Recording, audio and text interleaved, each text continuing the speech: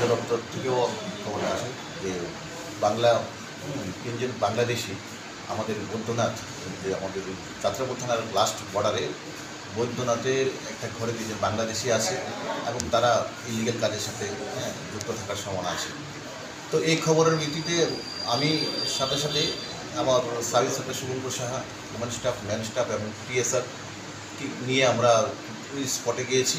একটা স্পটে গিয়ে আমরা বাড়িটা কর্ডন করেছি, একটা ঘরকে কর্ডন করেছি এবং কর্ডন করে যখন রেডে সার্চ করলাম, তারপরে দেখলাম আমরা হ্যাঁ ঘটনা ঠিক, 3 জন লোক, তাদেরকে পরিচয়পত্র সব কিছু দেখে জানা গেলাম তারা বাংলাদেশি।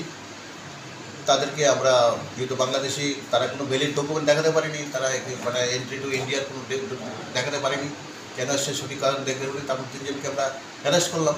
অ্যারেস্ট করে আমরা ঘরটা সার্চ করলাম, ঘরটা সার্চ করে দেখলাম আমরা 2টো ড্রাম পেয়ে গেছি, 2টো নীল কালারের ড্রামে গাঁজা ভর্তি।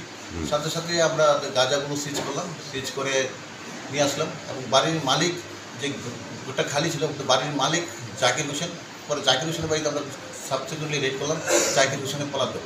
তো হাওয়ার আমরা থানাতে এসে জাকির হোসেন, যেহেতু হারবারিং করেছে 3 জন বাংলাদেশি, জাকির হোসেন এবং ওই 3 জন বাংলাদেশি এগেনিস্টে আমরা এনডিপিএস এবং আইপিপি একটি আমরা কেস নিয়েছি, তদন্ত করছি।